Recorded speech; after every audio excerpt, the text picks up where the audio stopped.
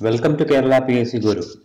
Kerala PSC പരീക്ഷകൾ ഭരണഘടന എന്ന വിഭാഗത്തിൽ നിന്നും അറിഞ്ഞിരിക്കേണ്ടതായ എല്ലാ വസ്തുതകളും ഉൾപ്പെടുത്തിയ ഇന്ത്യൻ ഭരണഘടന ഭാഗം 1 സ്വാഗതം. ഈ സീരീസിലെ എല്ലാ ക്ലാസ്സുകളും ലഭിക്കാനായി ഈ ചാനൽ സബ്സ്ക്രൈബ് ചെയ്യുക. ക്ലാസ്സിലേക്ക് കടക്കാം. കോൺസ്റ്റിറ്റ്യൂഷൻ അഥവാ ഭരണഘടന എന്നത് ഒരു രാജ്യത്തിന്റെ അടിസ്ഥാന നിയമ സംഹിതയാണ്. സ്ഥാപിക്കുക, എസ്റ്റാബ്ലിഷ് എന്ന അർത്ഥം വരുന്ന കോൺസ്റ്റിറ്റ്യൂവർ എന്ന ലാറ്റിൻ ഭാഷയിൽ നിന്നുമാണ് കോൺസ്റ്റിറ്റ്യൂഷൻ എന്ന വാക്ക് ഉത്ഭവിച്ചത്. ലോകരാജ്യങ്ങളിൽ നിലവിലുള്ള ഭരണഘടനകളെ അവയുടെ സ്വഭാവം അനുസരിച്ച് പലതായി തരംതിരിക്കാം. റിട്ടൺ, അൺറിട്ടൺ, ലിഖിതം അല്ലെങ്കിൽ അലിഖിത ഭരണഘടന. 2 ഫ്ലെക്സിബിൾ, റിജിഡ് അയവുള്ളത്, ദൃഢമായത്. 3 യൂണിറ്ററി, ഫെഡറൽ. ലിഖിത, അലിഖിത ഭരണഘടന.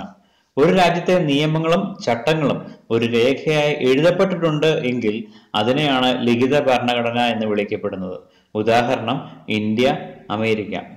മൗലിക നിയമങ്ങൾ രേഖപ്പെടുത്താത്ത ആചാരങ്ങൾക്കും നീതിന്യായ വിധികൾക്കും പ്രാധാന്യമുള്ള ഭരണഘടന അലിഖിത ഭരണഘടന എന്ന് പറയും. ഉദാഹരണം ബ്രിട്ടൻ, ഇസ്രായേൽ.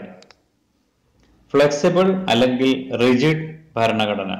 ഒരു ഭരണഘടനയെ രാജ്യത്തിന്റെ പാർലമെന്റിൽ കേവല ഭൂരിപക്ഷം അഥവാ സിമ്പിൾ മെജോറിറ്റി ലഭിച്ചാൽ മാറ്റാൻ സാധിക്കുന്നതാണ് എങ്കിൽ അതിനെ ഫ്ലെക്സിബിൾ എന്ന് പറയുന്നു. ഉദാഹരണം ബ്രിട്ടൻ. ഒരു ഭരണഘടനയെ എളുപ്പത്തിൽ മാറ്റാൻ സാധിക്കുന്നതല്ല എങ്കിൽ അതിനെ റിജിഡ് എന്ന് വിളിക്കുന്നു. ഉദാഹരണം America, Canada, Switzerland, Australia. Indian ഭരണഘടന റിജിഡോ ഫ്ലെക്സിബിളോ?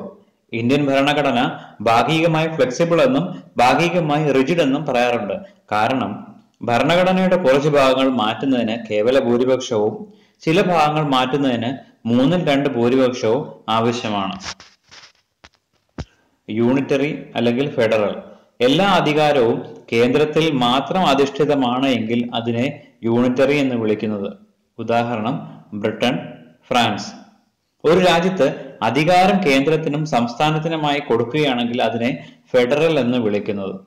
ഉദാഹരണം അമേരിക്കൻ ഭരണഘടന, കനേഡിയൻ ഭരണഘടന, ഇന്ത്യൻ ഭരണഘടന. ഇന്ത്യൻ ഭരണഘടന അറിയപ്പെടുന്നത് federal in term but unitary in spirit. ഏകാത്മ സ്വഭാവം ഉൾക്കൊള്ളുന്ന ഫെഡറൽ ഘടന എന്നാണ്. ഇന്ത്യൻ ഭരണഘടനയിൽ ഉപയോഗിക്കാത്ത ഒരു വാക്കാണ് ഫെഡറൽ. ഇന്ത്യൻ ഭരണഘടനയുടെ വിശേഷങ്ങൾ. ഇന്ത്യൻ ഭരണഘടനയെ ക്വാസി ഫെഡറൽ എന്ന് വിശേഷിപ്പിച്ചത് KC വിയർ ആണ്. ഫെഡറേഷൻ വിത്ത് സെൻട്രലൈസിംഗ് ടെൻഡൻസി എന്ന് വിശേഷിപ്പിച്ചത് ഇവോർ ജെന്നിങ്സ്. ഇന്ത്യൻ ഭരണഘടനയെ കോപ്പറേറ്റീവ് ഫെഡറലിസം എന്ന് വിശേഷിപ്പിച്ചത് ഗ്രാൻവിൽ ഓസ്റ്റിൻ അല്ലെങ്കിൽ G. ഓസ്റ്റിൻ ആണ്. Unitary as well as federal എന്ന ഇന്ത്യൻ കോൺസ്റ്റിറ്റ്യൂഷനെ വിശേഷിപ്പിച്ചത് BR അംബേദ്കറുമാണ്. അമേരിക്കൻ ഭരണഘടന. ഭരണഘടന എന്ന ആശയം ഉത്ഭവിച്ചത് അമേരിക്കയിലാണ്. അമേരിക്കൻ ഭരണഘടനയുടെ പിതാവ് ജെയിംസ് മാഡിസൺ. അമേരിക്കൻ ഭരണഘടന നിലവിൽ വന്നത് 1789. ലോകത്തിലെ ഏറ്റവും ചെറിയ ലിഖിത ഭരണഘടന അമേരിക്കയുടെയാണ്. ലോകത്തിലെ ഏറ്റവും പഴക്കം ചെന്ന ലിഖിത ഭരണഘടനയും USA തന്നെയാണ്. ലോകത്തിലെ ആദ്യത്തെ ജനാധിപത്യ രാജ്യം ഗ്രീസ്. ലോകത്തിലെ ഏറ്റവും പുതിയ ജനാധിപത്യ രാജ്യം ഭൂട്ടാൻ. ലോകത്തിലെ ഏറ്റവും വലിയ ജനാധിപത്യ രാജ്യം ഇന്ത്യ. ലോകത്തിലെ ഏറ്റവും പഴക്കമുള്ള ആധുനിക ജനാധിപത്യ രാജ്യം ബ്രിട്ടൻ. ജനാധിപത്യത്തിന്റെ കളിത്തൊട്ടിൽ എന്നറിയപ്പെടുന്നത് ഗ്രീസ്. പ്രത്യക്ഷ ജനാധിപത്യത്തിന്റെ ആലയം Switzerland. Home of direct democracy is Switzerland. ആധുനിക ജനാധിപത്യത്തിന്റെ ബൈബിൾ എന്നറിയപ്പെടുന്നത് സോഷ്യൽ കോൺട്രാക്ട്. എഴുതിയത് റൂസോ. ഇന്ത്യയിൽ ഭരണം സുഗമമാക്കുന്നതിനായി ബ്രിട്ടീഷുകാർ കുറെ നിയമങ്ങൾ പാസാക്കിയിട്ടുണ്ട്. അവയുടെ ചുവട് പിടിച്ചാണ് ഭരണഘടന നിർമ്മിച്ചിരിക്കുന്നത്. ബ്രിട്ടീഷ് ഗവൺമെന്റിന്റെ സ്വാധീനം കൊണ്ടുവന്ന ആദ്യത്തെ നിയമം ഏത്? 1773 regulating act. Governor general of Bengal governor general of British India എന്ന് മാറിയത് ഏത് ആക്ട് പ്രകാരമാണ്? 1833 ചാർട്ടർ ആക്ട്. ഏത് ആക്ട് പ്രകാരമാണ് ഇന്ത്യയുടെ ഭരണം ബ്രിട്ടീഷ് രാജ്ഞിയുടെ കീഴിലായത്? 1858 ഗവൺമെന്റ് ഓഫ് ഇന്ത്യ ആക്ട് പ്രകാരം. ബ്രിട്ടീഷ് ഗവർണർ ജനറലിന്റെ എക്സിക്യൂട്ടീവ് കൗൺസിൽ ഇന്ത്യക്കാർക്ക് പ്രവേശനം അനുവദിച്ച ആക്ട് 1909 ഇന്ത്യൻ കൗൺസിൽ ആക്ട് അല്ലെങ്കിൽ മിന്റോ മോർലി പരിഷ്കാരങ്ങളിലൂടെ. പ്രവിശ്യകളിൽ ദ്വിഭരണ സമ്പ്രദായം നടപ്പാക്കിയ നിയമം അത് 1919 ഗവൺമെന്റ് ഓഫ് ഇന്ത്യ ആക്ട് അഥവാ മൊണ്ടേഗു ചെംസ്ഫോർഡ് പരിഷ്കാരങ്ങൾ. പ്രവിശ്യകളിൽ ദ്വിഭരണം മാറ്റി സ്വയംഭരണാവകാശം കൊടുത്ത നിയമം ഏത്? 1935 ഗവൺമെന്റ് ഓഫ് ഇന്ത്യ ആക്ട്.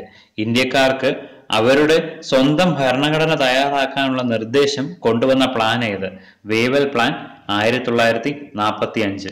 ഇന്ത്യക്ക് ഒരു ഭരണഘടന വേണം എന്ന ആവശ്യം ആദ്യമായി ഉന്നയിച്ച വ്യക്തി MN റോയ് 1934.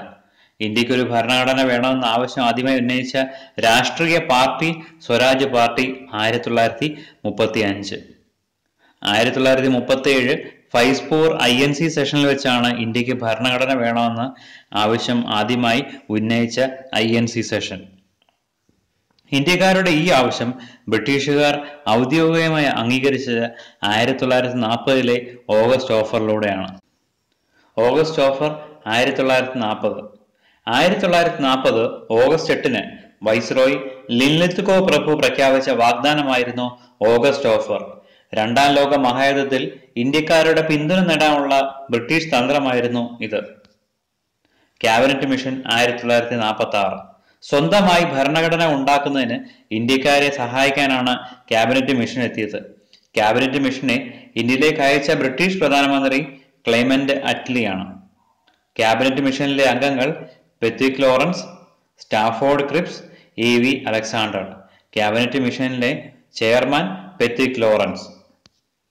ക്യാബിനറ്റ് മിഷൻ ഇന്ത്യയിലെത്തിയത് 1946 മാർച്ച് 23. ക്യാബിനറ്റ് മിഷൻ പ്ലാൻ പ്രസിദ്ധീകരിച്ചത് 1946 മെയ് 16. ക്യാബിനറ്റ് മിഷൻ ഇന്ത്യയിലെത്തുമ്പോൾ വൈസ്രോയ് വേവൽ പ്രഭു. ഭരണഘടനാ നിർമ്മാണ സഭ രൂപവത്കൃതമായത് ഏത് പദ്ധതിയുടെ നിർദ്ദേശപ്രകാരമാണ്? 1946 ക്യാബിനറ്റ് മിഷൻ പദ്ധതി പ്രകാരം. ഈ വീഡിയോ കണ്ടത് നന്ദി. നിങ്ങളുടെ അഭിപ്രായങ്ങളും നിർദ്ദേശങ്ങളും കമന്റിൽ രേഖപ്പെടുത്തുക. Thank you.